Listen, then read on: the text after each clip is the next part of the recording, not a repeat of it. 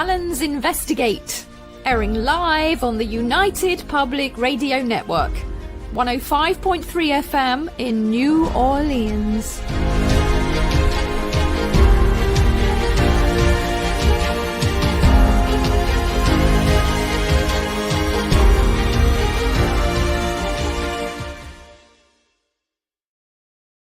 Yay! And welcome to the Allen's Investigate with me, Shona Allen. And I'm Gary Allen, the Cockney Bard. We're broadcasting live on the United Public Radio Network, 105.3 and 107.7 FM from the beautiful city of New Orleans, and also on Roku. Now, this week, we're going to be discussing channeling and spirit communication. What is it exactly? Where does it come from? Do we all have access to this ability? We'll be looking at people throughout history, including some famous faces who demonstrated and understood this ability, and looking at some of the evidence available, including Gary's own remarkable work. So let's have a look then. So I think, shall we start off with what is channeling, so that obviously there's going to be people that know what it is and there'll be people listening who probably don't. Yeah, it's quite right. Well, there's different types of channeling. There's spirit communication, communicating with the spirit world. There's trance mediumship, where the spirit comes through the person in trance. And, people say, well, it could be their own mind. Well, perhaps it is. We don't know, but we're going to investigate that and have a good look through and see what we can find, shall we? Okay. So where do you think this all comes from?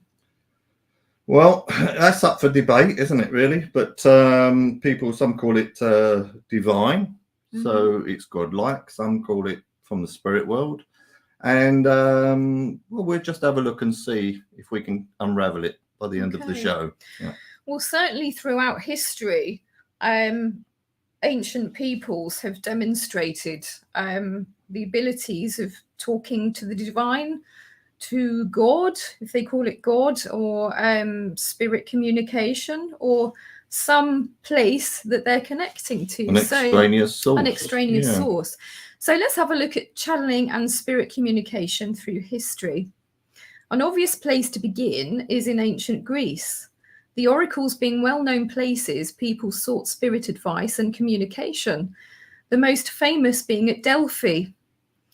The priestess, the Pythia, named after the serpent Python, whom Apollo slew, sat above the gaseous vapors rising from a volcanic chasm, which sent her into a frenzy or a mania. Mania, yeah.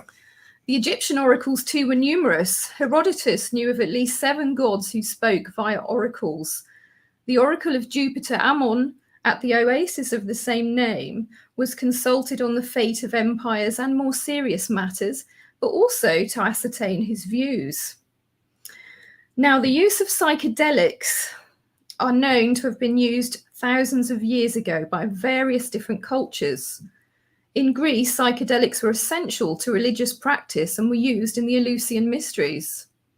The Eleusinian Mysteries were celebrated in honor of the goddess Demeter and her daughter Persephone, and regarded as one of the most sacred of all the mysteries in the ancient Greek religion.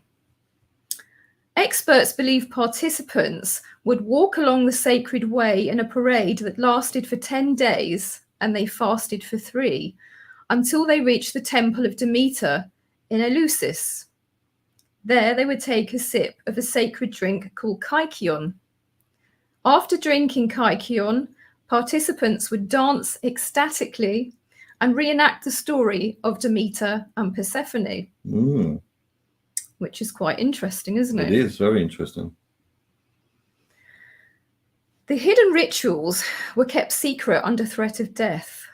So it could never, ever be revealed. Whatever they experienced was never revealed. So that's how they kept it secret, because everyone was scared.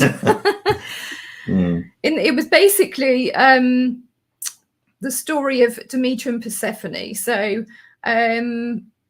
it's believed that the drink contained ergot. Now, ergot is a hallucinogenic fungus that grows on barley, rye, and similar crops.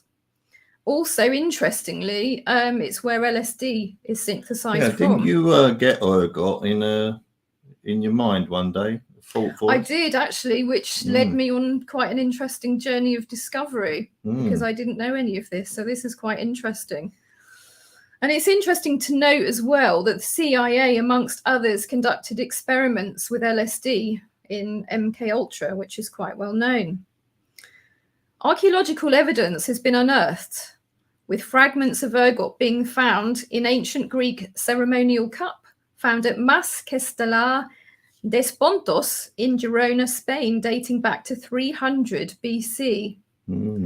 Remnants of ergot were also found in the dental calculus of a 25-year-old male, providing evidence that an ergot-infused drink was consumed at that site at that time. The Eleusinian Mysteries Festival attracted millions around the Greek and Roman Empire with the promise of unveiling the secrets of the afterlife for the initiated. Yeah, it's very interesting, that, isn't it? Now, obviously, there's more to it than just that, but for this program, we'll just stick to that. Now, in ancient Egypt, many artifacts depicting Osiris holding out a mushroom cap or eating mushrooms have been uncovered. Additionally, scholars cite numerous references to sacred plants with psychoactive properties in ancient texts. Psilocybe cubensis, or magic mushrooms, as they're more commonly known, were found during archaeological digs at Hierakonpolis, a city in Upper Egypt. I hope I've spelled or pronounced that correctly. Sure you did. Pretty good. Evidence shows ancient peoples were using psychedelics, including cave art from Algeria, depicting ritualistic mushroom consumption as far back as 9000 BC, which is amazing. It's incredible. Just makes you wonder, really, what sort of hallucinations they were having, and what they were getting from these hallucinations and, the power of it. Well, in ancient India, soma was frequently mentioned in the Rig Veda. Rig Veda texts tell us that some was supplied as a libation to the gods during Vedic fire sacrifices, and priests and participants of rituals also consumed it, facilitating altered states of consciousness and spiritual enlightenment experiences. Also, ancient shamanic practices incorporated the use of psychedelics to facilitate altered states of consciousness and conversation with the dead. A 1,000-year-old shamanic pouch of 3 fox snouts was found containing the earliest known evidence of ayahuasca preparation, known for its psychoactive properties and profound spiritual revelations. So we can see a common theme now, can't we, running through that many... Getting stoned out of your head and then communicating with something. Well, I think the ideas of how it was used years ago in ancient times are rather different to its understanding and use today, perhaps. Oh, absolutely, yeah. Going onto ancient China, psychedelic drugs were used, the earliest evidence of which dates back to around 400 BCE. Now, the Taoists during the time used certain mushrooms, herbs, and plants as a means of achieving higher states of consciousness. Archaeologists have unearthed ancient Chinese alchemical texts describing techniques for making elixirs from psychedelic plants. The most famous text being called The Immortals, written by the Han Dynasty author Ji Hong, which gives methods for extracting active ingredients from hallucinogenic plants and basically mixing with wine to create potions capable of inducing spiritual visions or to make contact with spirits. So that's really interesting, isn't it? Yeah, so it's like a sort of ancient Jamie Oliver. Well, sort of. It's a sort of slightly different cooking program, that one, isn't it? But cooking, yeah. But anyway, so it's quite interesting. So as I mentioned, we can see quite a common theme running through all of these ancient peoples. I mean, it's too numerous to mention all of them. But I mean, if you imagine the Amazonian rainforest there, they have peoples that still use psychedelic drugs even today. to connect with other realms, the spirit realm. But there's lots of reports of them using it, but what sort of thing did they find, or did they see, or do you find anything out about that? What they actually purport to have seen, or? Well, I think the trouble is no one really knows exactly, and I think everybody's experience was probably a different one. But I think the idea was basically by taking it, you're opening the door of perception. Opening some channels up. Yeah, so it's obviously stimulating the psychic centers of the brain to enable you to experience these things. Now, Plato also is an interesting character to mention as well from ancient Greece. Now, he talked of the manias being upon him, and he said, "The greatest goods are produced for us through mania and are assigned to us by a divine gift." And that came from Phaedrus. Now, Plato was well known to have been a member of the or into the Eleusinian mysteries. He was initiated into it, so he would know probably better than anybody. But of course, he wasn't able to directly tell people, because obviously if he did, it would be on pain of death, wouldn't it? So he would tend to refer to it in a allegorical sense a lot of the time. So the divine mania that he talked about is divided into 4 different categories, each inspired by different divinities. So the mantic mania, or mediumship, was basically inspired by Apollo, the god Apollo. The telestic or ritual mania was from Dionysus. The poetic or musical mania by the Muses. Erotic or love mania, this is one for you. Yeah, I'll have some at number 4, please. Was by Aphrodite or Eros. Now, numerous authors, poets, and artists have used the spirit realms as a source of inspiration and muse. Many also used psychedelics, which is not always that well known. Now, Samuel Taylor Coleridge, Elizabeth Barrett Browning, Charles Dickens, John Keats, Percy Bysshe Shelley, Lord Byron, Walter Scott, and Rudyard Kipling, to name a few. Robert Louis Stevenson apparently wrote 60,000 words in 6 days using cocaine. Now, I'm in no way, if anyone's listening, advocating doing any of this. This is just definitely not. Just for interest. No drug taking. Please don't try any of this at home. Now, Samuel Taylor Coleridge wrote very famously Kubla Khan as a direct result of drug taking. He famously admitted that the entire poem occurred to him during a sleep brought on by the prescription of an anodyne, believed to have been opium. Oh, blimey. Oh. Now, in this drug-fueled state, he recalled that all the images rose up before him as things, which is interesting, isn't it? A visit from someone on business unfortunately interrupted him, and the poem was never actually completed. William Blake is another one who was prone, although I don't believe there's any proof it was drug-induced in this instance, but William Blake was prone to divine epiphanies from a young age. He channeled his visions into poetry, paintings, engravings, and prints. And he was known to commune with spirits, often in the company of his friends, John Varley and John Linnell. Now, Varley witnessed the creation of a sketch drawn from one of his spiritual visions. Blake's quote, "If the doors of perception were cleansed, everything would appear as it is, infinite. For man has closed himself up till he sees all things through narrow chinks of his cavern." Well, for people who don't know William Blake, he wrote Jerusalem, didn't he? Which should be England's national anthem, shouldn't it? Music. There's no question about it. It's better than that dirge, God Save the Queen, or God Save the King now, isn't it? King Charles. Oh, controversial. No, not really. It's absolute dirge. Anyway, that's just my opinion. Okay. But William Blake really interesting because he was hugely interesting. Well, he did communicate with his brother apparently. Really? Yeah, his brother died, and they had communications with him. And that's a matter of record that he was communicating with his brother. So that's very, very interesting, isn't it? Yeah. So.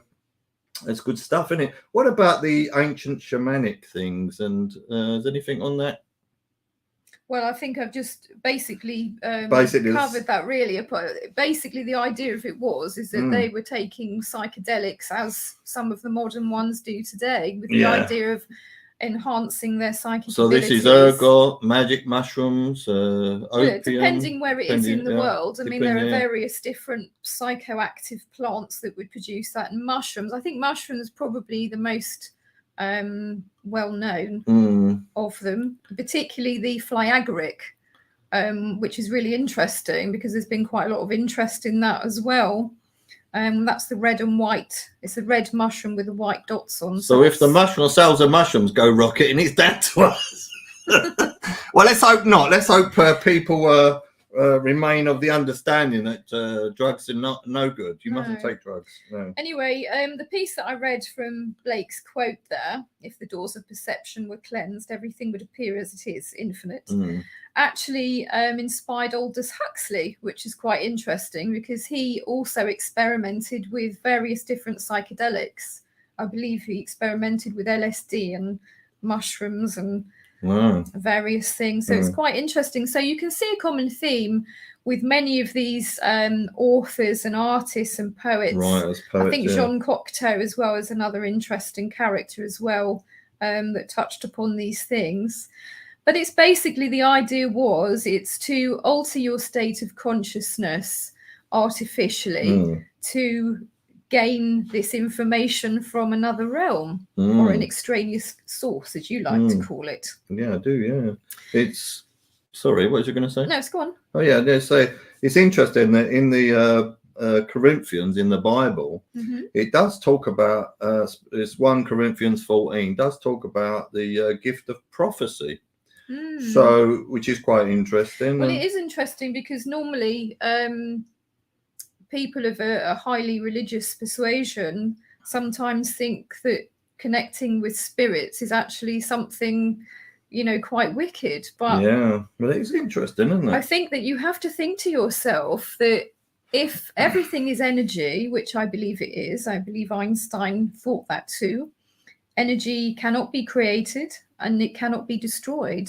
We are energy ourselves, and so thus when we die, whilst we may cast off the physical shell or the vehicle, that which animates us, which is energy, doesn't die, does it? It merely changes its form. Yeah. So that essence, that consciousness and everything else, it doesn't disappear. It's still there. So why can't you therefore connect with it? That's right. But it goes on to say in Corinthians, he who speaks in a tongue edifies himself, but he who prophesies edifies the church. So yeah, that's it's very, very interesting, So and I think it's about revelation of knowledge or prophecy. So if the Bible came from God, say, right, then a man wrote it. That was obviously divine, and so it was channeled, wasn't it? So. And interestingly, I think that many of the Jewish sects at the time had a lot of what they call prophets. And you have to ask yourself, well, where were the prophets getting this information from?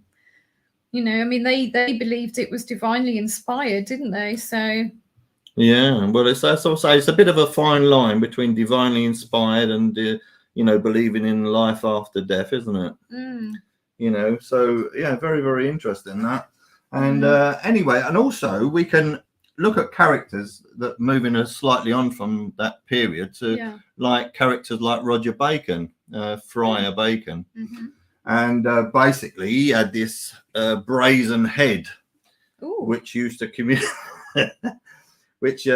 communicate. And and he's gone on to be greatly appreciated by many people throughout the ages. So very, very interesting character that, and he was a fast-like magician who is very, very interesting. And also Friar Bacon was written about by Robert Greene, the playwright from 1589. He adapted the story for the stage of the Honourable History of Friar Bacon and Friar Bungay.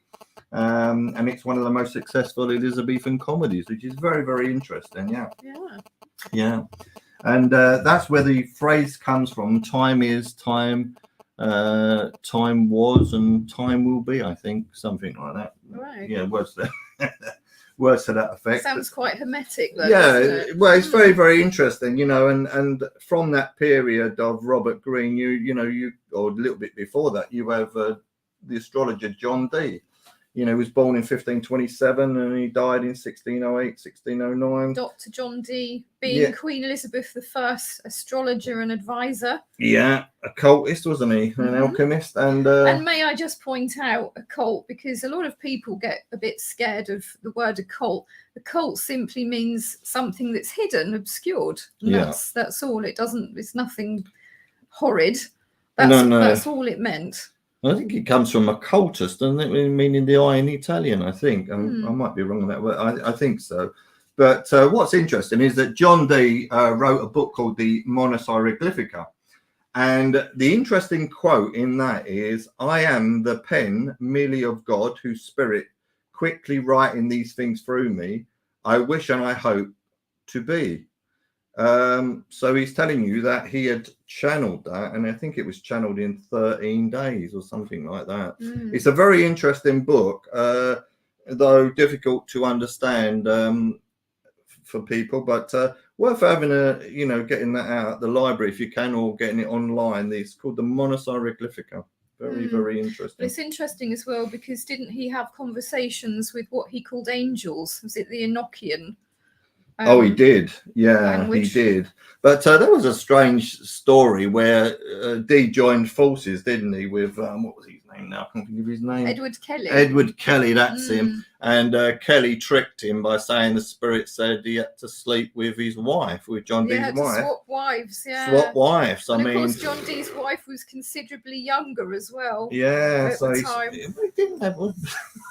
He's obviously thought, But I blame John Dee for suffering that. I mean, I don't think his wife was very happy. Not really. No, he should have thought about that and should have thought, well, I ain't having none of that. But John Dee. Interesting enough, in the British Museum, there's some of John Dee's scrying stuff. There's scrying tools. Yeah. Yeah, that's right. wonderful. There's an obsidian mirror, isn't there? Oh, yeah, it's marvellous, yeah. So if you get a chance, you must go down there to the British Museum and check that out, because it's really, really fascinating, But he was a religious man, John Dee, so it's rather interesting. But in that period of time, you had to be very, very careful, didn't you, what you were getting out? I mean, he had his house burnt down, didn't he, and everything, all his books burnt. Some corners basically looked at it as being highly heretical, didn't they? And I think the whole idea of it, though, was the fact that they didn't really like people doing any of this, because to have communication with the divine is, of course, to be free and independent. Oh yeah, can't have that. No, can't be free in that. No. But I once had a book, Messer Kusabon, and that was a true and faithful relation of what passed for many years between Dr. John Dee and some spirits, and that was an interesting book.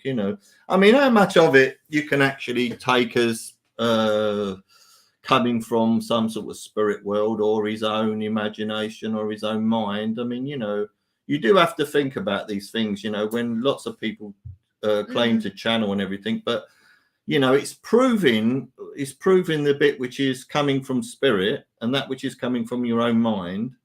Yes, and sometimes I think perhaps they can get a little mixed. Well, I think they do. Yeah, I think they do. Because your own mind influences information. Well, yeah, exactly. The mind is an incredibly powerful thing, isn't it? And I think that's always worth bearing in mind as well. And I think also, as with on Earth, you get good people and bad people. You also have to be aware, of course, that happens in the spirit world too. If the spirit world exists. Well, it's my belief it does. And having had the evidence myself personally, and you too, I would certainly come to that conclusion. Yeah. But I mean, for the purpose of the program, it's about putting a balanced view across, Mm-hmm. not taking one side or the other, Sure. and aiming to prove one way or the other, or neither. Well, it's food for thought. Exactly. If it gets people thinking about things and searching for things, Yeah. because we can't possibly cover everything in tonight's show. There is a vast amount of text and information and evidence out there, and people, if you want to find the truth, as ever, you have to dig for it and you have to search for it, don't you? Oh, you do. Yeah, you do. Well, what's interesting, I'm a great lover of the Elizabethan period, as you know, and Shakespeare, and but there is a character which is not really that well known, or not really brought up much, and that's George Chapman. Now, George Chapman was a playwright, and one of Christopher Marlowe's plays off, which is, but he should be greatly respected for his views that he was channeling Homer. He believed he was channeling Homer. It's very, very interesting. And there's a wonderful engraving by William Hull, and in the National Portrait Gallery from 1616, where it's an unusual portrait, and it has George Chapman with his head in the clouds. And this is as appeared in his translation of the whole works of Homer, which was published in 1616. And I find him a fascinating character. And some say that I know he was involved in what was called the School of Night, and that's a modern name for a group of men centered on Sir Walter Raleigh, that was once referred to in 1592 as a school of atheism. Now that's interesting, because atheists don't believe in God, do they? No, that's right. So I think somehow, some way, for me, looking at it, all the characters that was in it was George Chapman, Matthew Ryan, Thomas Harriot, and Walter Raleigh, and that you have to say that was more of an occult school. Rather than Sort of night, and I think if anything, if John Dee was sort of involved in that, and the Earl of Northumberland, people like that, then you would have to say that they really it was Christopher Marlowe, and that it was a school of occultism. And so that's a very, very interesting thing, the School of Night, very, very interesting. And for the Elizabethan area there, they didn't have no tellies either, did they? So what could you do in those days? You have to write plays, and a bit of How's Your Father, and I suppose write plays and poetry, and so it's a wonderful time. I suppose in some ways it would have been nice to be born in that time, but of course the religious fervour meant that you had to keep some things. Well, there wasn't much freedom in terms of being able to discuss such things, was there? And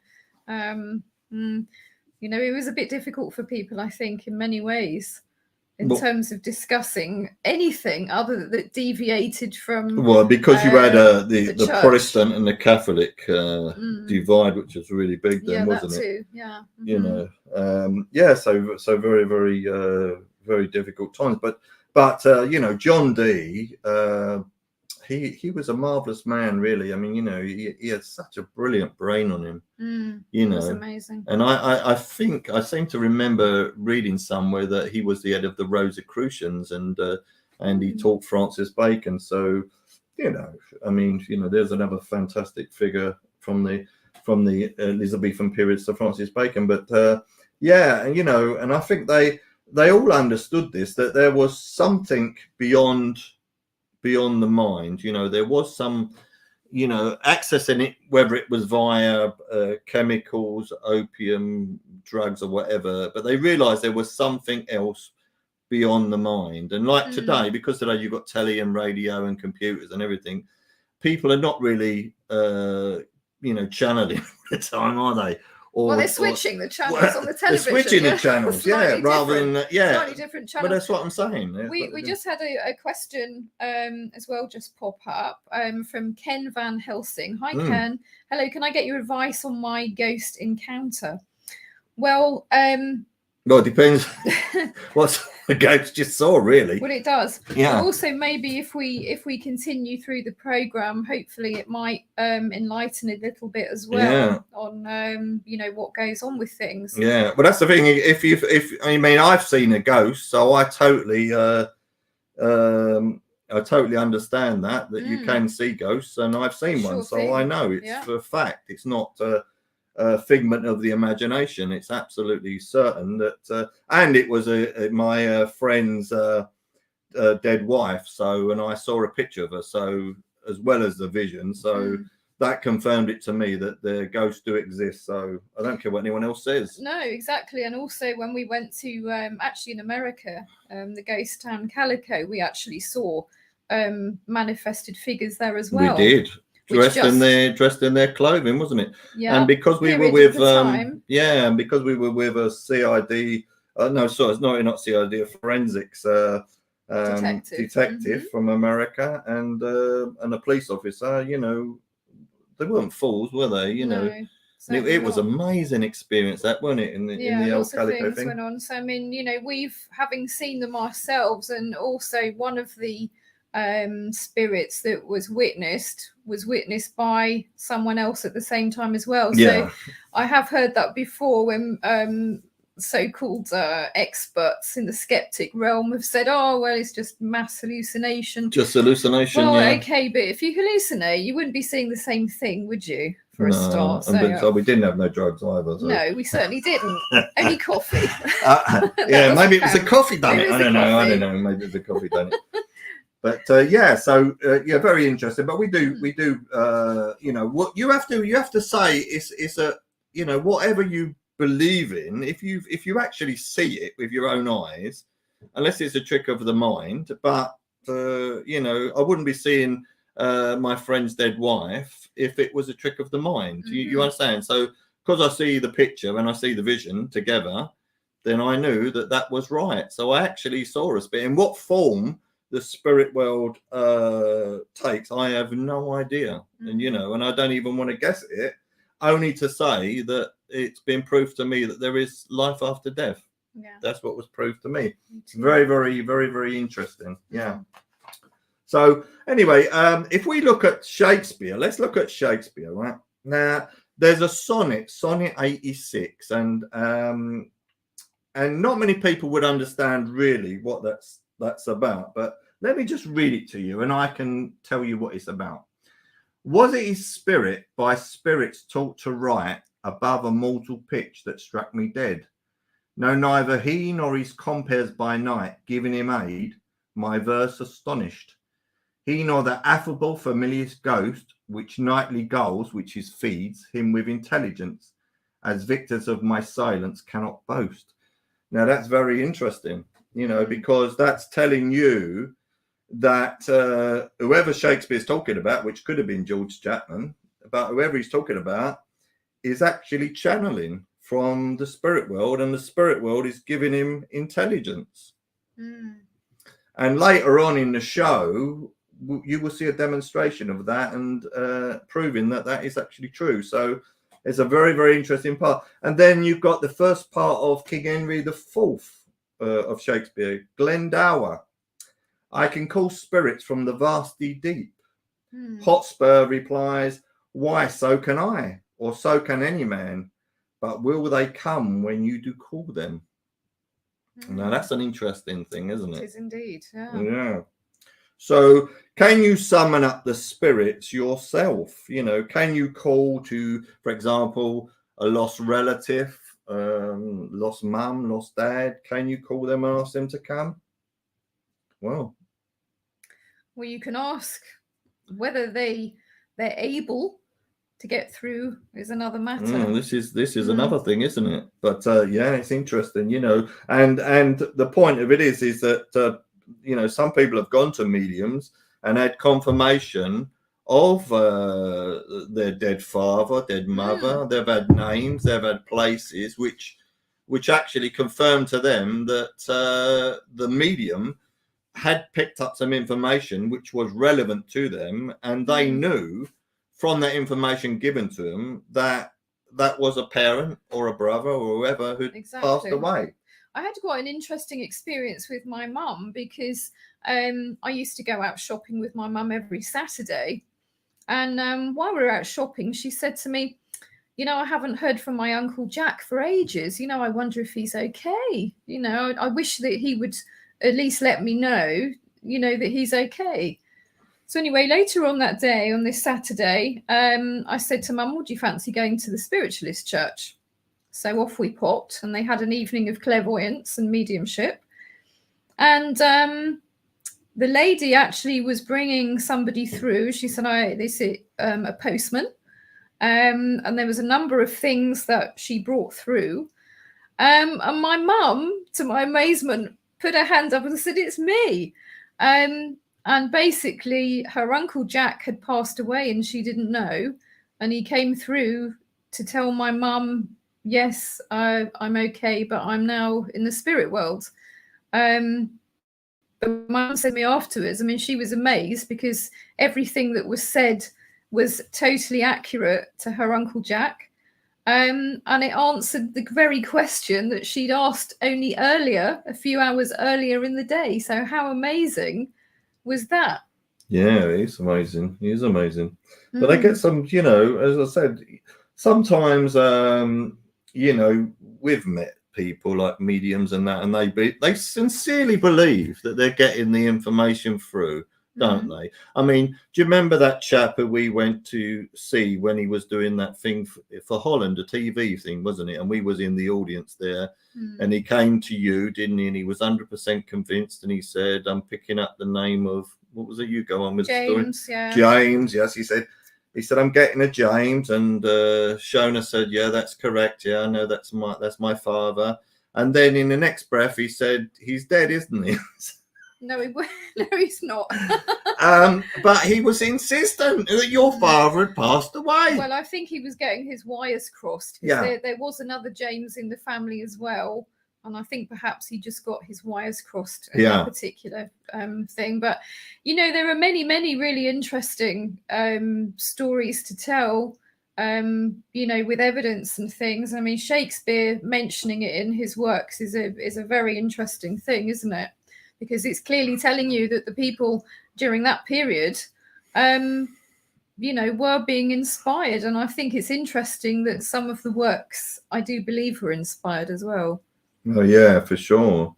Like to be or not to be the polished version, shall I say? The polished version, absolutely fantastic. Yeah. And I mean, that is just a sublime piece of literature. It's absolutely amazing. It most certainly is. Yeah, it's absolutely amazing. So, and you think about this, and you think about, well, what is it that people have tried to ascertain over the years? I mean, you've had thousands and thousands of anecdotal evidence of people saying that they've seen ghosts, they've had communication, thousands and thousands, and yet for some reason it's still sort of frowned upon, isn't it? It's sort of pushed into the background in some circles, say for example in religion and science.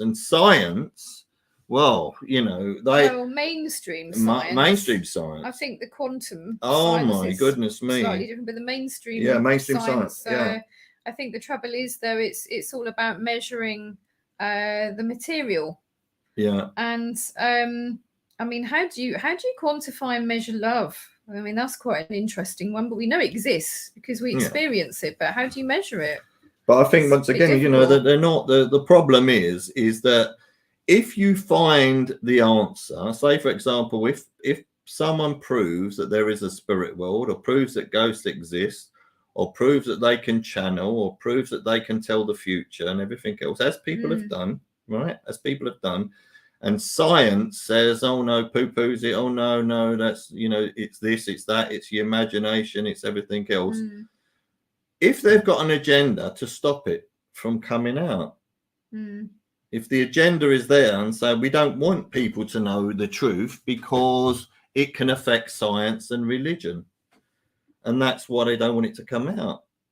Well, of course, it gives you, if you're able to do this and you're able to connect with a divine source, it gives you that independence, doesn't it? And you don't need necessarily anything But it else gives other you than knowledge that. and And it power, gives you doesn't knowledge it? and power. You And of know, course, that's a bit difficult in certain quarters, isn't it? yeah, and that's the point. Is there's more ways to the divine than one, isn't there? Well, exactly. And if you look at it from the standpoint of control, if everybody was totally aware of that, the certain powers that be would not be in control anymore, would they? They lose that. They'll be made redundant. Yes, indeed.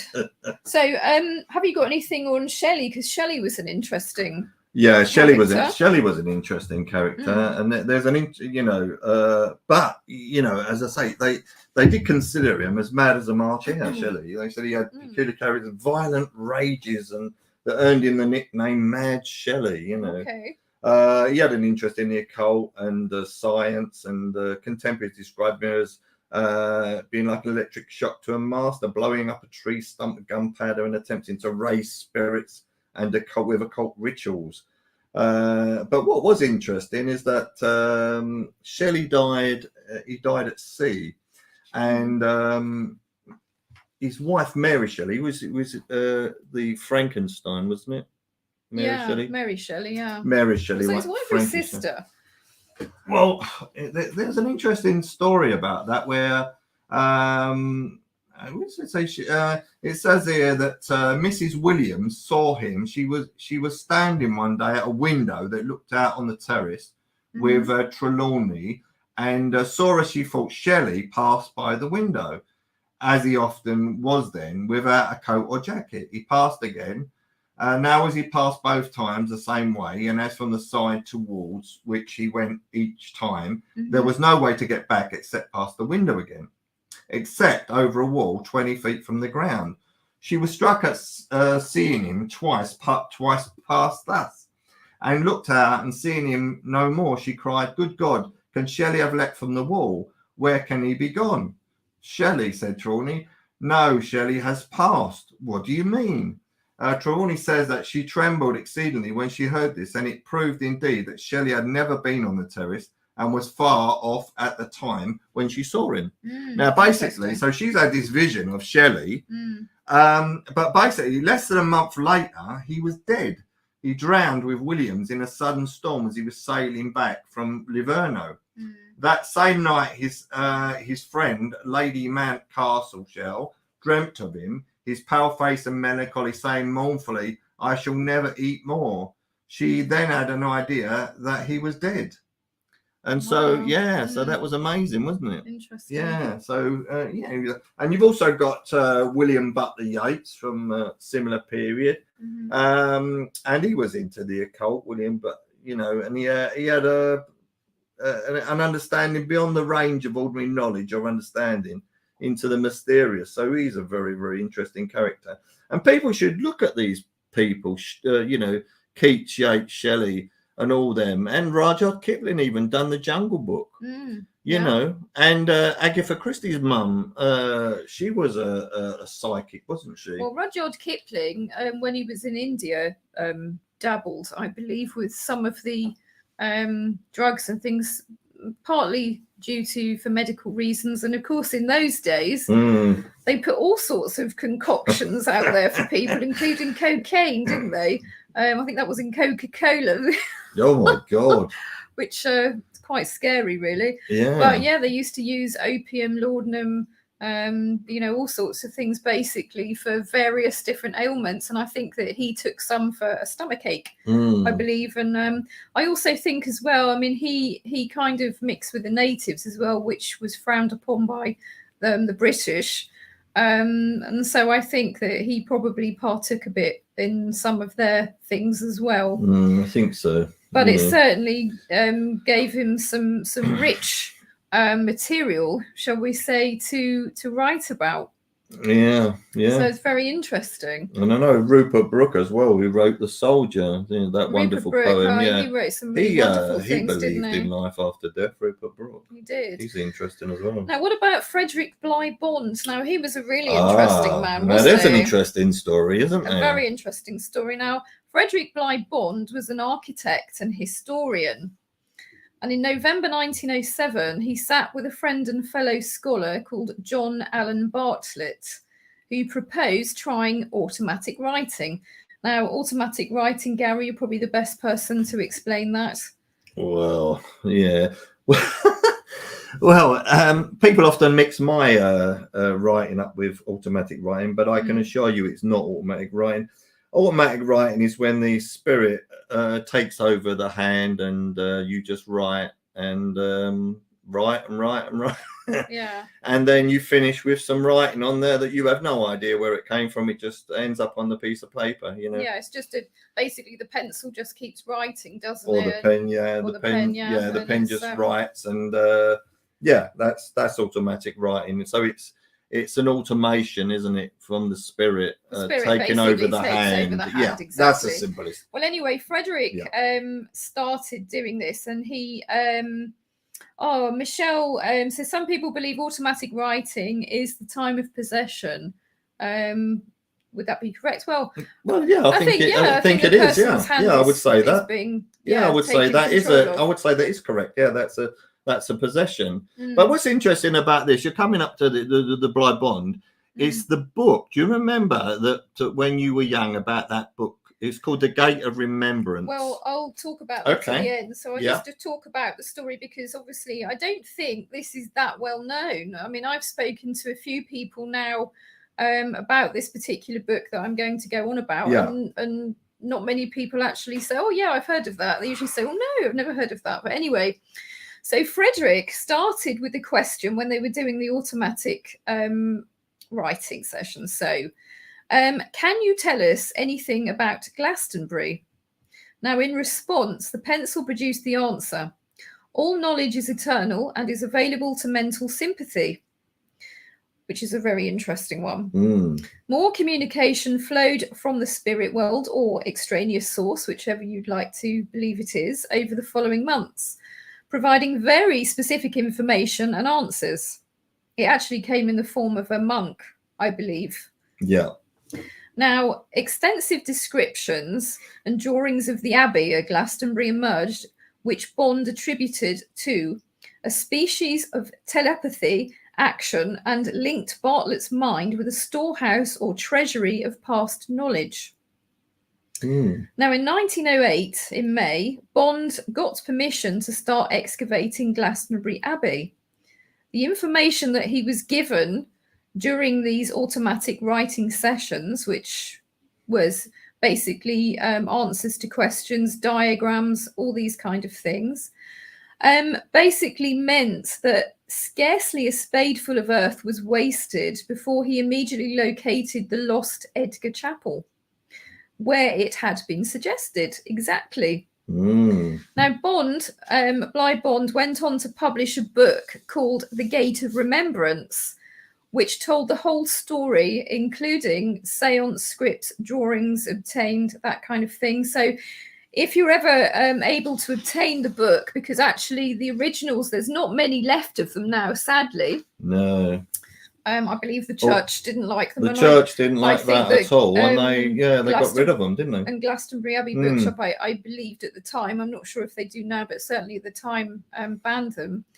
But it was thanks and through Frederick Bly Bond's work that not just the Edgar Chapel was discovered, but a number of other parts of it as well. So through what some people call psychic archaeology, actually it was through his works that much was discovered. So I mean, there's no doubt there's no it's true. There's no doubt that that information that they received, wherever they got that from, spirit world or wherever, or divine being, whatever, told him about Glastonbury Abbey, and when they dug it, they found, didn't they? Yeah. There's no question. But clearly, Bly Bond was of the belief that basically there was just like a sea of knowledge, of all knowledge, and they were just through sympathy able to tap into that knowledge, which is quite interesting. It's an interesting view, isn't it? For sure. It is an interesting view. But what was interesting, which kind of links us to this particular book, was when I was at high school, I was scouting around the bookshelves in our school library, and I was drawn to this book. The Gate of Remembrance, and it's quite an unusual book to be in a school library, I must say. So quite why it was there, I don't know. But anyway, I was very drawn to it, so I pulled it out of the bookshelf and I took it home and I read it, and I was absolutely enthralled by it. And later on, Gary then mentioned this book to me, and I said, oh yeah, I remember that book because of the experience at school. Now, shortly after I'd met Gary, I was doing meditation, and I get visions and things sometimes, and I had this vision, and I appeared to be looking down at the ground, at this grassy ground, and there were sort of like flint, the remains of flint walls and foundations. Didn't know where it was. It was just a fleeting glimpse, and it was gone again. Gary, for Valentine's Day, booked us a surprise trip to Glastonbury, didn't you? I did, yeah. And he said, would you like to go and have a look at Glastonbury Abbey? And I said, oh yeah, I'd love to go. So we were having a wander around, and I stood at this place, and I suddenly thought, my goodness, this is what I've seen in my vision. And when I looked down at the sign, it said the Edgar Chapel. Now, how about that? Yeah, it's amazing, isn't it? Yeah. Because it was Michael Benting that led me on to Gate of Remembrance. He was an interesting man, Michael Benting, wasn't he? Yeah, he wrote a book called The Door Marks Summer, which again is sort of intimating at the doors of perception in the mind. Yeah. Yeah, well, one of the stories in it that I think people should know about, because Michael Benting, he was one of the goons with Spike Milligan and the Welsh singer Harry Seacombe. So he was comedic, and he worked for the BBC for quite a long time and everything. But Michael Benting, he had a premonition, and in the premonition, it was he said if his son goes up in the plane with another chap, then it's seen that his son would be killed in the plane. So he warned his son not to go up in the plane with the other chap. I can't think of the other chap's name for the moment, but anyway. But his son said, well, he's an experienced pilot, Dad. I don't have any fear of, there's nothing to worry about and that. And sure enough, his son got killed in the plane with the other chap. Yeah. So and that was about 3 or 4 months later after that premonition. So what that's telling us is that, you can foresee the future in premonitions and things like that. And I had a case which is quite well known. I think people know about that now, my case. And that I had this message about 17 years before it happened, and I was talking to a friend, and I had another friend there, Sheila, and I said, to John, that you've lived many lives before and died many violent deaths, but not in this one. And I thought that was the most unusual thing to say. And I said, I can't say the same for you, Sheila. And Sheila said, oh, I'm off to bed. And she went to bed. And when she went to bed, I kept getting fire with her. And I said to John, I can't help it. I keep getting fire with Sheila. I don't know what the hell was going on. And 17 years later, she died in Grenfell Tower on floor 16. Horrendous, absolutely horrendous. And it haunts you, really. It haunts you. So, but what it does, it proves to you that, you can see the future, and people can see the future. So where is the future being predicted coming from that makes it so accurate? Well, this is the thing, isn't it? You can't, people can't run away from, whether they're skeptics or not, they can't run away from the fact is you're living proof of it. I mean, I've met my wife, and that's another story for another time, but we've never had a single date, and we've been married 20 years, and that's from seeing a picture. So, well, and Spirit told you messages about that. Yeah, exactly. Yeah, they told me messages about it, and it's interesting as well, because I mean, there's people through sort of through more recent history as well that have had communication and certainly an interest in all this. One of which was actually a member of the royal family, which was Queen Victoria, which not many people know about that one. Queen Victoria, not long after Prince Albert had died, it was a 13-year-old medium called Robert James Lees who claimed the prince had been in touch during one of his seances, saying that he had a message for the Queen. So Queen Victoria arranged a seance during which he referred to information that no one else could have known. And in particular, he gave a pet name that Prince Albert had for Victoria. He performed numerous other seances for her at the palace. Somebody else took over, and the Queen continued holding seances and was known to seek her dead husband's advice, particularly in political matters. So that's quite interesting, isn't it? So she clearly believed in it. And also going on to Arthur Conan Doyle, the famous writer of Sherlock Holmes. Now, he was very into it. He was a very well-known spiritualist.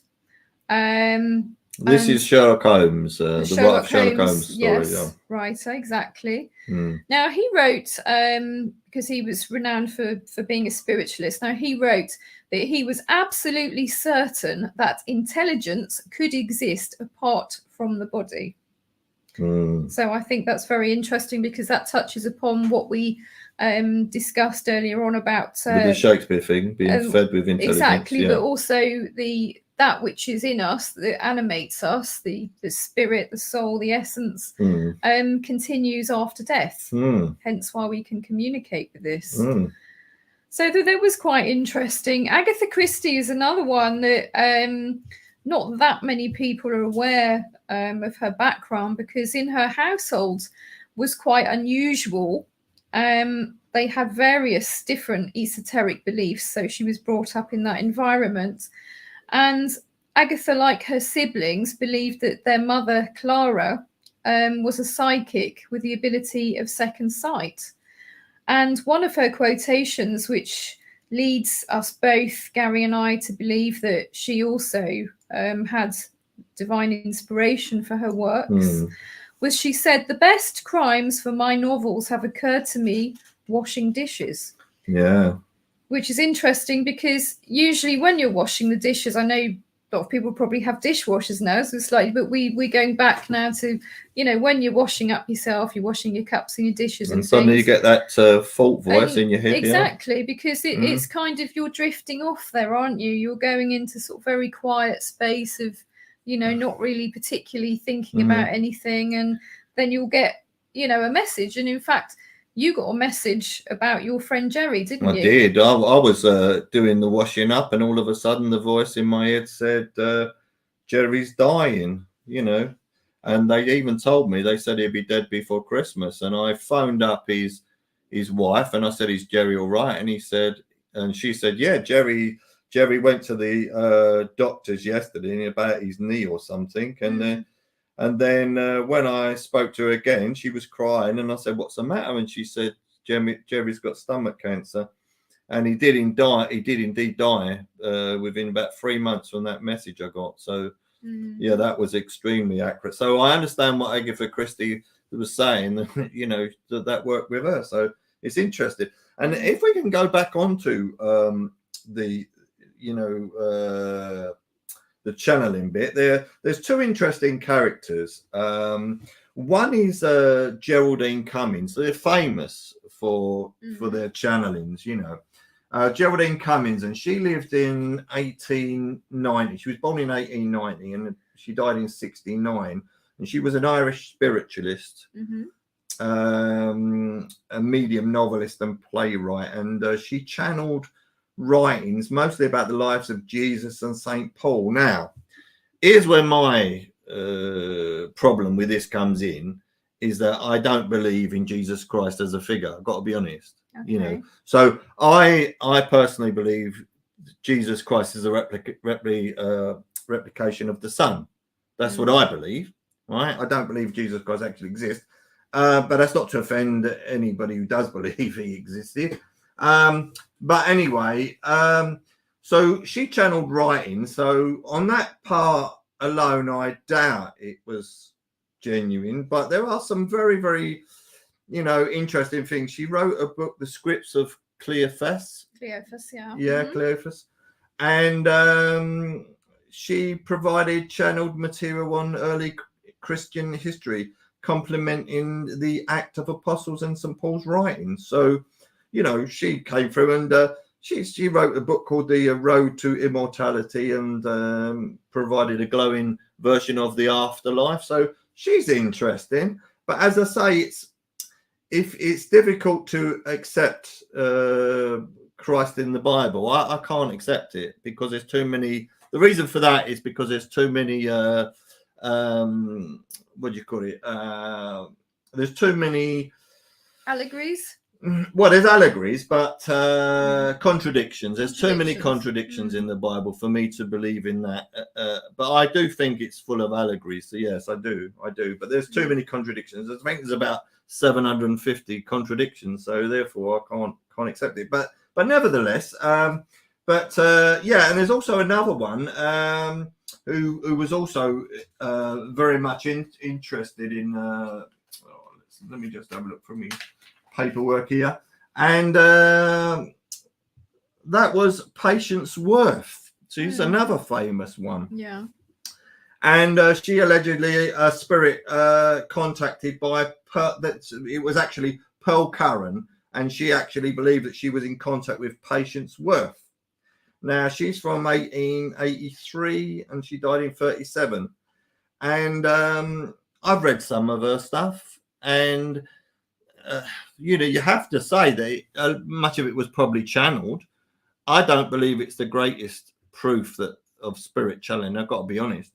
And but anyway, you know, who's to say where it come from? I mean, was it her own mind? I know she was quite fairly well educated, but that don't mean that you're going to sort of channel all sorts of material. And also, but there's an interesting quote from Richard Wiseman, the psychologist. Now, we know about Richard Wiseman and the rest of them. He says, unfortunately for spiritualism, Curran's writings fail to provide convincing evidence of life after death. Try as they might, researchers were unable to find any evidence that Patience Worth actually existed, and linguistic analysis of the text revealed that the language was not consistent with other works from the period. The case for authenticity was not helped by Patience writing a novel set in the Victorian times, some 200 years after her own death. Eventually, even the most ardent believer was forced to conclude that Pearl Curran's remarkable outpourings were more likely to have a natural, not supernatural explanation.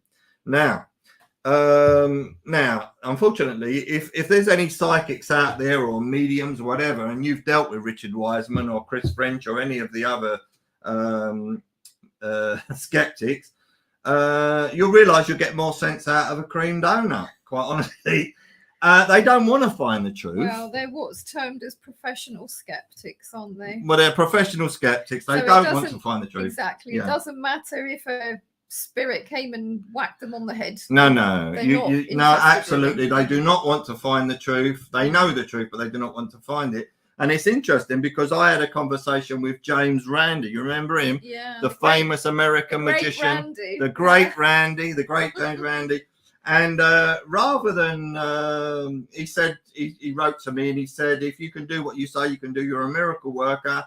Until then, you're a deluded person. But he wouldn't challenge me. So, well, perhaps he should have looked back in history at what was going on. Then I think so. Yeah, I think so. Yeah. But it does make you wonder, you know, that all these people are paid professional debunkers, in my opinion, you know. And they've never found anything in years and years of trying. Well, I think that there was $1 million challenge, wasn't there? Well, it was phony, that. With Randy, you mean? With Randy. Yeah. And the trouble is that the terms and conditions were such that if anybody should have been genuine, then you never would have heard of them. You never would have got it. No, you never would have got it. Unfortunately, it was not quite as it seemed. No. It was a fallacy. And, you know, but a lot of psychics and mediums have attempted to go down that road and, you know, and had their hopes dashed. But believe me, no one will ever get there. I think probably one of the funniest things that people usually say, well, if you're psychic and you're a medium or whatever. Get the lottery. Yeah, tell me what the lottery numbers are. Well, hey, it doesn't work like that. I wish it did, but it doesn't, sadly. No. I can remember that when I wrote to Richard Wiseman and I was telling him about, you know, that had these writings come through, and he sent me some Xena cards back. You know, Xena cards where you had to put a circle where a circle's supposed to be, and a triangle where a triangle's supposed to be. Well, but here's the catch. They don't tell you how many you got right. So if you got 20 out of 20, you would never know. Would never know, so exactly. And the trouble is also with Xena cards, for some people that's their specialist skill and they're very good at it. And others, that's not their specialism. No. And it's a bit like giving someone who's fantastic at history a maths test. Well, yeah, exactly. So that doesn't really help, and it doesn't tell you a thing, really. Well, I don't do remote viewing, but some people say that they can see things from miles away. Which I genuinely believe. And I believe the government were using remote viewers as well. Yeah. And they had some very remarkable results from the other side of the world. And in fact, I've met people that have remote viewed as well, and to find missing pets, etc. And children, and they've been remarkably accurate with that too. So it's coming from somewhere. So I think if you're someone who doesn't understand it and want to understand it, you have to do some research.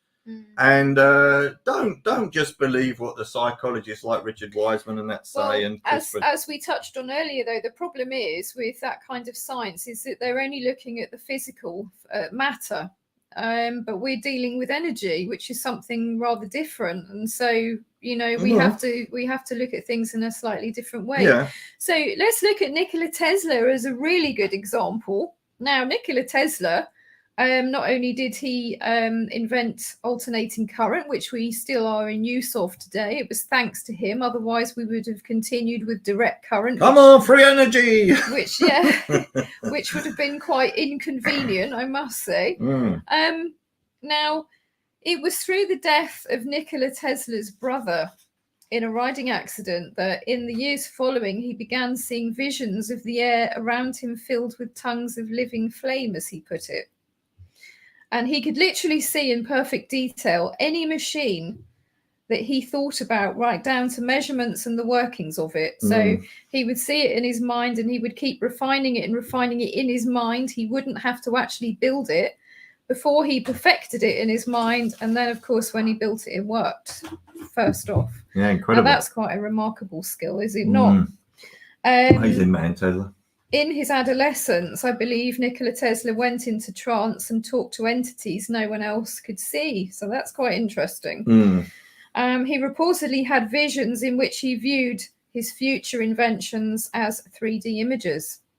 So that's really interesting, bearing in mind that here we have a man who invented some absolutely incredible things. So we're looking at X-ray. He was the precursor for radio as well, although we're always told at school it was Marconi, but actually Tesla came up with the precursor to that. And it was only after he died, I believe, that the patent was won by Tesla. Yeah. So I think you have to say that through that is proof, isn't it? Because he saw these things, he had these what we call clairvoyant visions, and he was able to not only build these things in his mind, but also in the physical, he built it as well. So I think if that's not proof, I don't really know what is. He also quoted, as quite a well-known quote as well, where he said, "My brain is only a receiver in the universe. There is a core from which we obtain knowledge, strength, and inspiration." So again, we're sort of suggesting that there seems to be this sort of it's extraneous source of knowledge and information that people get access to. Now, for some, they gain access to this through meditation techniques, and I think you'll find the Buddhist monks, that's the sort of techniques that they've used. Also with the yogis and things as well. And others, it's happened naturally to them, you being one of those cases.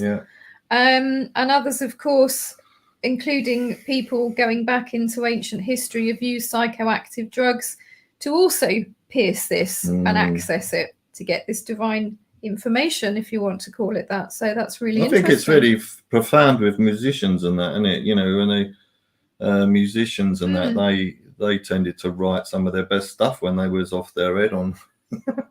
Well, yeah. Yeah, you know, and it's a thing. I don't know how they do it. I mean, you know, if you had too much beer, you couldn't write a thing, could you? So I don't know how it works like that. But anyway, they seem to be able to tap into something. I don't think I could do it if I was off my head with things, you know.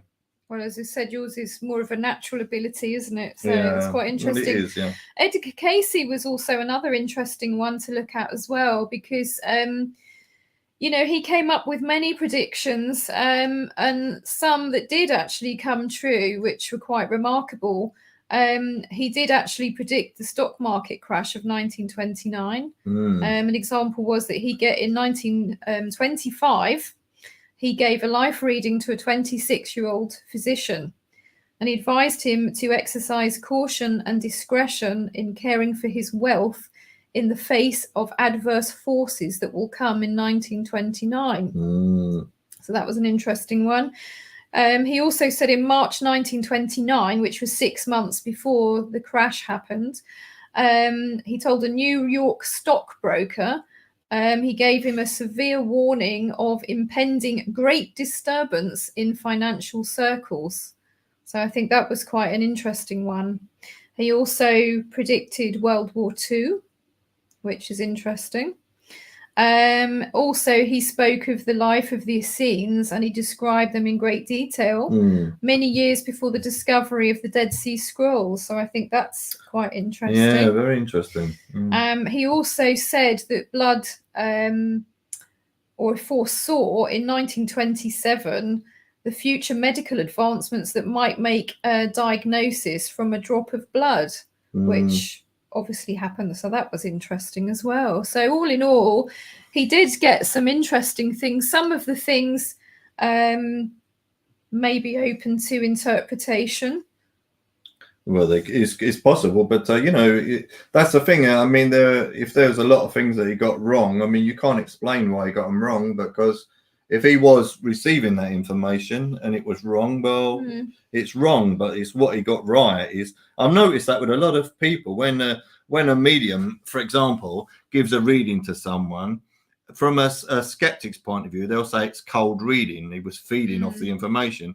But basically, if you get, say, for example, you got 2 or 3 things right that you would never have got right in a million years, and you got 20 things wrong, they'll focus on the 20 things you got wrong.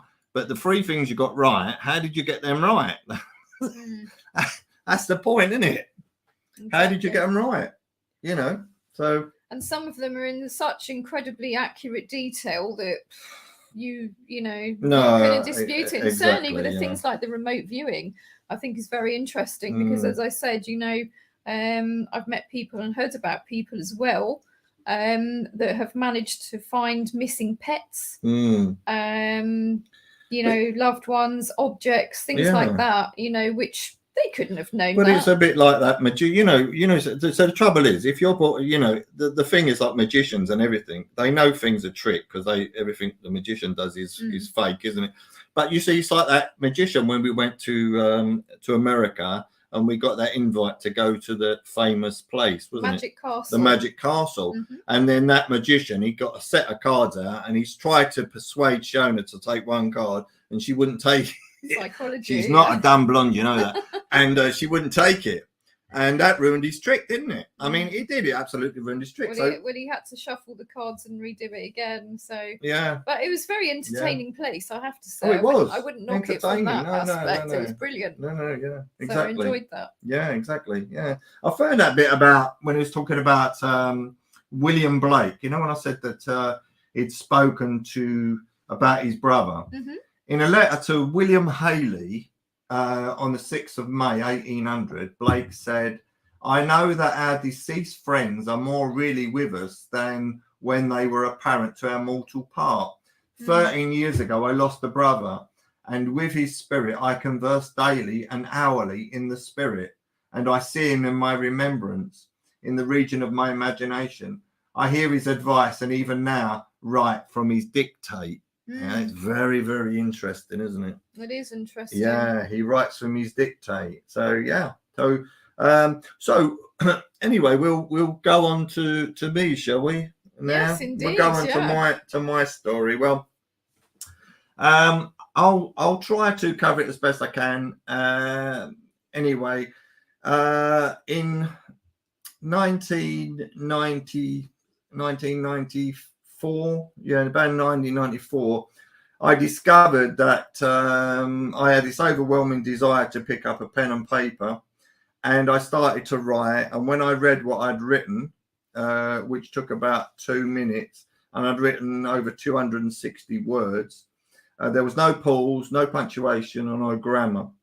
And when I read it, it appeared that somebody was actually communicating with me. Someone was talking to me. So I didn't know what was going on. And I invited a friend over to come and have a look. And when he came over, he said, it doesn't sound like you. And he said, it sounds like someone else. So he said, do you think you could do it again? And I tried it, and it worked again. So once again, I got a piece of paper and a pen, and I'd written about 260 words. And there was no pause, no punctuation, or no grammar. And this time he said, could you read me what it says? So I started to read it to him. And then I come to a bit where it said about his wife doctor's appointment yesterday. And with that, he spurted the coffee all over the floor. And he said, how do you know that? He said, are you having an affair with my wife? Oh, dear. I said, no, but thanks for the tip. And so he rang his wife up, and his wife said, I haven't seen Gary for 5 years. So, that was really astonishing. And that really got me to thinking, well, and by the way, I never saw him for another 10 years. So it did frighten him. I was going to say, I think you scared him off. Oh, it frightened the life out of him. Frightened the life out of him. But it so intrigued me that I thought I would try this every single day. And every day I got a piece of paper out, and the spirit, or whatever it was, the extraneous source, would write through me, and they would tell me to go places, and I went there, and what they said was true. So I totally believed in it. And after a while, I started to hear the words in my head. And they were telling me that they were going to blank my mind. So my mind would be in a permanent meditative state. And that would enable me to receive all the information by the bucket load. And that's what I was able to do. So, and they told me over 3 months I was going to write a book of prophecy. And what was interesting about this book of prophecy was that it was in religious text. I had no comprehension of the Bible or anything. I had no interest in the Bible. I had no interest in religion at all. I was going to say, because you're not interested in religion. Absolutely not. No. Absolutely not. And anyway, this religious guy who seemed to be some sort of preacher's come through in the writing, and he's telling me about that the world is covered in evil and all this kind of stuff, and that we were going to get fires, earthquakes, and hurricanes and floods, and some places on the earth would be too hot to bear. And it seems that 20 years later, we're getting that similar sort of thing. I mean, I don't believe in the climate change thing, but we are getting some extraordinary events, aren't we? All around the world. And just recently in Spain, I think it was 40 degrees in April. So, well, even in England last year, it was very hot, wasn't it? Yeah. Unusually so. But we've had that in the 1970s we have as well. Yeah, so, and even, I mean, we had smog. When they talk about smoke, there's too much smoke. Yeah. In 1600, I think there was all smoke and everywhere, God. But I think the thing is, I mean, solar flares and things can also affect weather patterns. So I think there's probably a number of things going on really with that. Yeah. But we won't go there. No, we won't go there. We won't go there. Not to mention conspiracies or climate change. Whatever. No. Anyway, but so I wrote this book of prophecy, and it was rather an odd book. And anyway, so then I started to write philosophy. So there was I wasn't really interested in philosophy or anything like that. Put your teeth in, dear. I put my teeth in, get my teeth back in. I wasn't interested in philosophy or anything like that. But then I started to, channel this philosophy, and it was really good stuff, And then I started to channel poetry. And it wasn't just any old sort of poetry. I mean, I'm going to read you a couple of pieces, and then I'm going to show you a demonstration just by putting the papers together so you can see. Now, this one, this was about the conscience. It said, my despairing conscience torn in two, evading truth and finding irrelevance a sordid friend, perpetual deviance soiling a mind, weak and pitted am I to choose between a conscience soiled in truth. Pervade me a tolerance of dignity, perusing a mind of indifference, perceive in mind's eye a tolerant side, a conscience to trust. But woe is me, 'tis time of madness, melancholy me and a conscience soiled. Well, that was written in 95. And as a demonstration, I wrote this piece earlier, which is this is how it basically works. I sit and write. I don't have to write, but it enables me to get more information.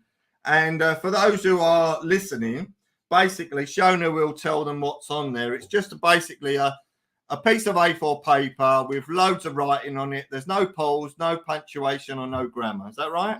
Yeah. Okay. Certainly. Now, when I put that in comparison to a piece in 95, they are almost identical, the writing. So this one was in 95 and this one was written about an hour ago. And they're absolutely identical. And Shona confirmed that. Would you say the person that wrote that is the person that wrote that? Certainly is. Yeah. So what that basically does, it proves that the writing that was in 95 was written at the same speed with no pause, no punctuation or no grammar.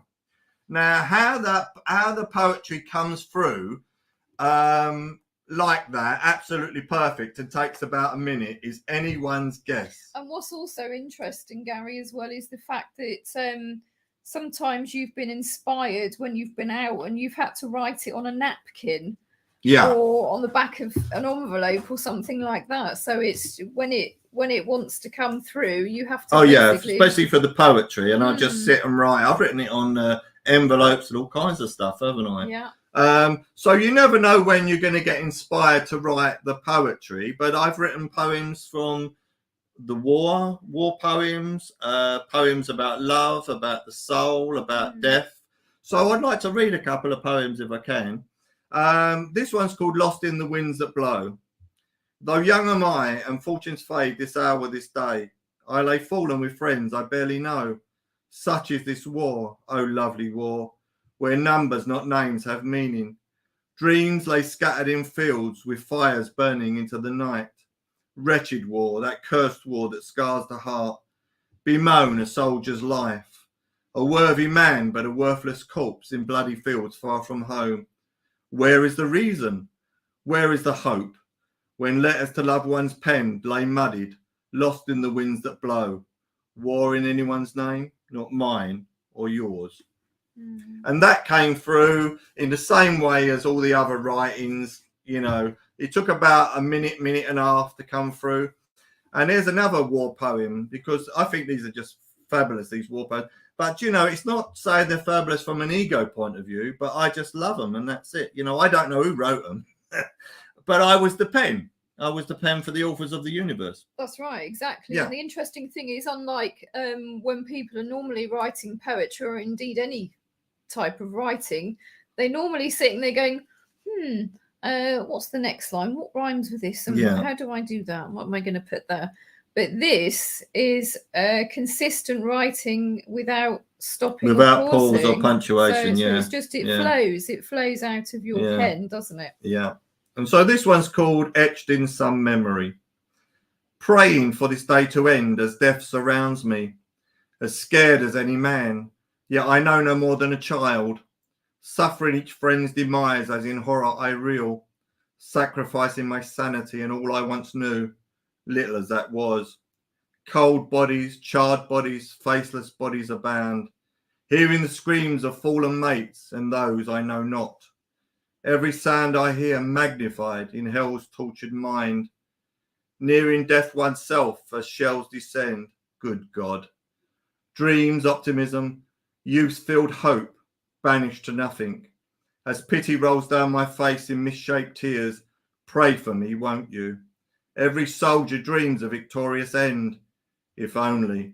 Laid in mud, sacrificial lambs, butchered and slain, etched in some memory in years to come, Me and My Fallen Chums. It's a beautiful piece. You know, I think, you know, it's absolutely fabulous. And, you know, but I say all the poems, they're completely different, you know. Well, I think that's the thing that I noticed as well when I first met you in particular, is the fact that, you know, over time, having listened to your poetry and your philosophy, etc., within the poems and the philosophy, they're all so different. They have different styles. And I think normally when you look at poets, you can normally say, that sounds like Keats, you know, that kind of thing. But you have styles of, you know, that are so diverse. So, for example, you have ones that are quite Shakespearean, then others that I would say that are a bit like Wordsworth. Wilfred Owen, Wordsworth. Wilfred Owen, Rupert Brooke's style of poems as well. And then going right up to fairly modern style of poems. So you did one called Me and Margaret, which is a very modern style. So they're all different. So I think the one interesting thing that, you know, you have had leveled at you is that it's you're just I don't change, do I? writer. Yeah, but I don't change. I'm the Cockney Bardays. But exactly, but you know, I do remember some lady saying that to you. She said, "Oh, well, you're just a clever writer. It's all from you." But the thing is, you know, with writing poetry, you do normally have a certain style to writings when you're doing poetry, and these are extremely different if you go through them all, including the philosophy. So I think that's very interesting. I think, you know, this kind of thing as well, people have sort of said, oh, it's schizophrenia, multi-personality disorder, etc., etc. But again, if it's multi-personality disorder, then they're all genius poets. No, that's what I'm saying. But there's two other different styles here. One is these are both interesting because one here I read on the BBC when I was on the BBC. And this is called Gentle Eyes, just to give the listeners and the viewers a perspective of the different styles. I, gentle as a summer's day, fiercer than the autumn winds, colder than the heart's delay. I, gentle as a morning May, as the spring is sprung, and the lamb's first breath. The ghost of death shall pass me by, the darkest night and the tear of eye. Shadows fade into the night, the crisp frost dew upon the leaf, the quill before me writes. I, as gentle as the night, as still as the bird in flight when the arrow renders life no more. Be as I, not as before, gentle as a summer's day. It's lovely. Beautiful. And there's one that, this one, which is the last one I'm going to read tonight. But anyway, it's called A Painting of Life. Now, this one, I sent this to Princess Diana shortly before she died in the car crash. Assuming she's dead, that is. Anyway, I painted the picture of life. I used images in my mind. I use colours to portray emotion. I use strokes that move in time with the days of life. I use mirrors that reflect the image in the face of the tired man. I use conundrums to fill the minds of those whom search the painting. I use degrees of self to portray my picture, the picture, a painting of life. Yeah, I think. And yeah, it's very, very interesting that, you know, so if people say to me, they say how it comes. Well, how it comes is that I get the inspiration and I'll write it down, and it takes no more than a minute or 2 minutes. There's no pause, no punctuation, no grammar. Where it comes from, I don't know who the authors are. As I said to you before, I'm merely the pen that transcribes it. I've no idea. I believe there's a spirit world. I have to believe there's a spirit world, because of I've no idea where else it could come from. It's an extraneous source. Who knows? Well, as we discussed earlier, you know, that intelligence, you know, it doesn't just disappear when our physical body goes. I mean, that intelligence, it's energy. Well, also you have to remember, Shona, you have to remember, I came from a comprehensive school. I got no qualifications, and I got expelled, which I'm not proud of, right? So, and I've always talked the same way as I talk now. I'm an East Ender, right? So where does it come from? That is the point. Where does it come from? My own imagination. Well, you know, they've got different personalities, haven't they, for a start? The works are all different. Someone said, well, maybe it's delusions of grandeur. So, you know, And as I say, you can prove it I can prove it anytime, day or night. I can write 24/7. You've seen it, haven't you? Yeah, I have. And I can write at will. I can Mhm. write at will whenever I wish. And the poetry, that's communication, mind. The poetry comes when I get inspired to write the poetry. Yeah. And I think as well, I remember one of the experiences that we had was that there was a guy that we'd met, and we were sort of doing a business. It's going back years now, but we were doing a business thing with him, and I had to go off to a meeting with him. And you told me the night before what he was going to say.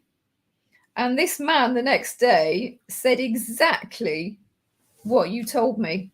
Yeah, I remember that. To Absolutely, the word, wasn't it? to the word. Yeah, so to the how word, could yeah. you have known that? No. That was quite incredible. No, but that's what I'm saying, because, you know, because how we met and everything was done through the writing. So future predictions through the writing. Yeah. Things that's happened to people through the writing. But I don't need to write. I mean, I get the messages in my head it's like a thought just pops into your head. There it is. And that sometimes tells you the future or, you know, gives you information. So which is interesting, isn't it? So I think this is why probably the ancients were so obsessed with the head.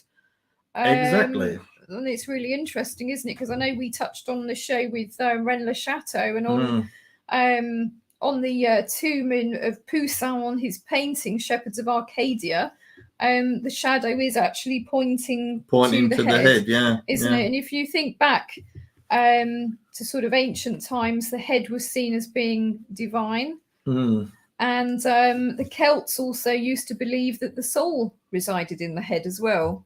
I think the point of it is it's impossible to dispute what I'm saying, right? It's impossible to put forward a reasoned argument against any of the stuff. The stuff is there. It's in the books. It's written. It's in black and white. Yeah. Anybody can see it in action. I can do it anytime, day or night. So it's there. And because of all the future predictions that have come true, you have to say that is not from me, but it's given to me, as in Shakespeare talks about how that ghost nightly goes in with intelligence. He feeds in with intelligence. Exactly. To be fed with intelligence, and that is what is happening. And as Tesla said, my brain is only a receiver. Yeah. So he believed that there was something there, the same as Bligh-Bond, and both Tesla and Bligh-Bond demonstrated what they received. So it's not a case of fluffy or, you know, I got this stuff and nothing much happened. They demonstrated that, you know, there's a physical result from what they obtained from this source. I mean, something we can touch on before we say goodnight on the show, and which is quite interesting, is about people who are great believers in the Bible, whatever, they will say, oh, you know, it's demonic or whatever. But the simple fact of it is, the poetry that I've got is some of it's love. It's you know, beautiful stuff. There's nothing evil about any of it. No, honestly. And I think what you could really basically say is it transcends all religions, really. It transcends all religions. That's a lovely way of putting it. Nothing against any religions. No, me neither. I think everybody is free live your life as you wish. Free to believe what they want and to live as long as it's in a good way. With each other, and you know, so I've got nothing against that. That's everybody has their own path to truth, which, you know, good luck to them on that. But I think that what this shows you, looking back through ancient history, and as I say, you know, some of it goes back over 9,000 years, that each of these cultures, religions, whatever you want to call them, each of them were having ways of trying to communicate with another source, with God, the Spirit, with the divine, the Spirit, the extraneous source. Exactly. They were all doing it. So you have to ask yourself why. They must have known. Exactly. So I think that's really interesting. And also you have to think about, look at nature. Nature as light and darkness, doesn't it? Yes. Always, absolutely, every time. The duality. You got the fox kills the harmless rabbit. You got the cat plays and torments the life out of the mouse. Okay, so what is that telling you? What is that telling you? Not everything in nature is love and light, is wonderful, is beauty and love, is it? And that's what people have to realize. There's light and dark in everything. It's the duality. The And duality. It's the yin and yang, isn't it? And the Chinese philosophy, you know, they're kind of codependent. You know, they're like the pillars of the universe, really, aren't they? And it's interesting that on the floor of the Masonic temples, you have the black and white squares. Yeah, you do. Which is interesting, isn't it? So that's light, dark, male, female, spirit, matter. So that's very interesting as well. Day, night. You can't have one without the other. Moon. You know, we could go on, you know, on and on with that one. So it's interesting. But you can't have one without the other, can you? No, it's like love and marriage, isn't it? Love and marriage. To old Frank.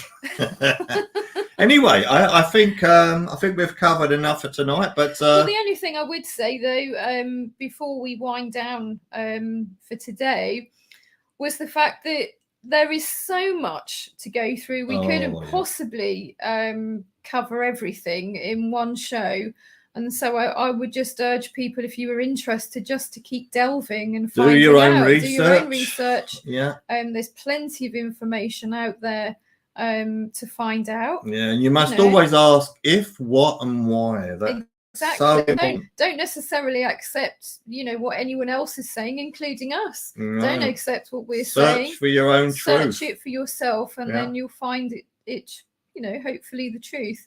And I think Francis Bacon actually said that, you know, basically begin with doubts and end in certainties, and not the other way around. Yeah, exactly. So don't have a closed mind, have an open mind always to things, and think about things for yourself.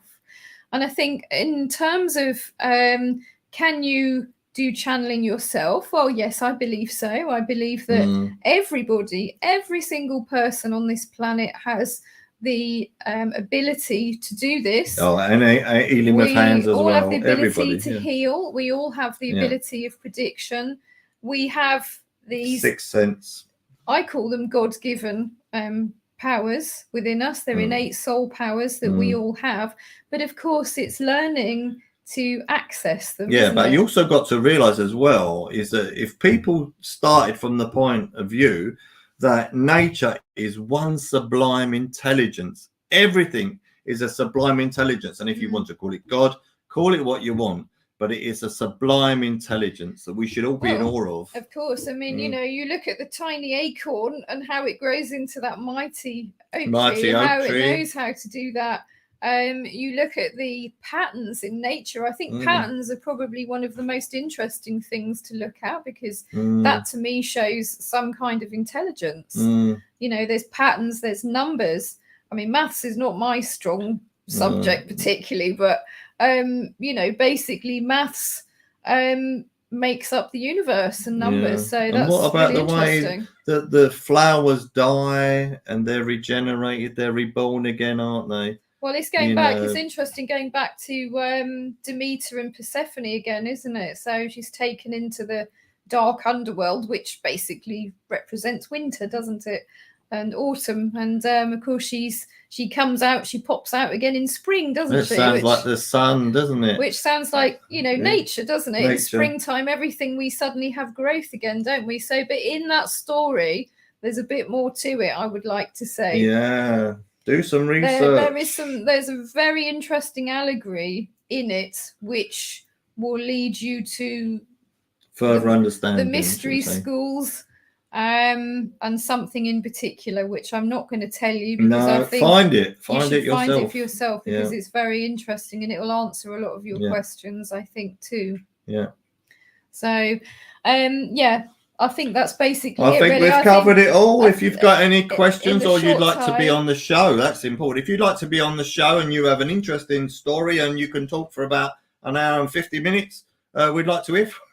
Well, also, before we go as well, I just wanted to say, because people are probably wondering, well, how do I access it and blah, blah, blah. Yeah. Well, for you, obviously, yours happened to you, didn't it? By happenstance or by design. I think more by design personally. But I think the thing is to develop your intuition, You need a quiet mind and a concentrated mind. And I think the best way, from my personal opinion, meditation is probably one of the best ways to achieve that. Yeah. Meditation can be anything from washing the dishes to sitting under a tree. I think we have to tell people though, that if you do attempt to do anything like the Ouija board, please be careful, because there are good and bad forces out there. I think with Ouija boards you do have to be very careful, and I think that if you do attempt to do one, don't do it on your own. Get someone who's very experienced in it, because for sure. I've met people that have had terrible experiences, because it's like opening your front door to strangers and saying, come in. You don't know who's going to come in. No, you don't. Exactly. Why would you want to do that? Yeah, and beware of false prophets. That's the point. That's the point. You've got to be with when you're channeling and everything. You've got to be able to sort the wheat from the chaff, and that is reaching the swan, the third great step of spiritual enlightenment. Because until you can sort the wheat from the chaff, I'm afraid you could get anything. Yeah, you have to be discerning. You do.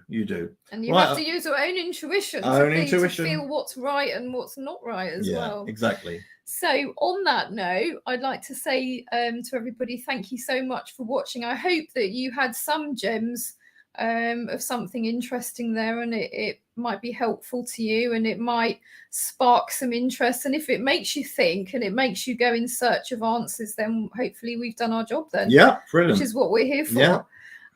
So thanks again, everybody, for watching. Thank you for joining us on the Allens Investigate, and you can check us out at our website, which is www.theallensinvestigate.com. And you can check me out. We're also on Facebook as well under the Allens Investigate, so why not hop along and come and see us on there, because we pop on who our future guests and podcasts are going to be. Sorry. I was just going to say you can look me up on www.thecockneybar.com, not to be confused with other Cockney bars. There's a couple. They're not the same, no. No, they're not the same. So we're broadcasting live on the United Public Radio Network, 105.3 and 107.7 from the beautiful, wonderful city of New Orleans, which I'm definitely going to get there one day because I'd love to go and visit. I haven't visited yet. And also find us on Roku TV as well. I think you have to go under United Public Radio Network section, and you'll find us there as well. Yeah. So thanks again for watching, and we'll bid you a good evening and a good afternoon wherever you're watching from.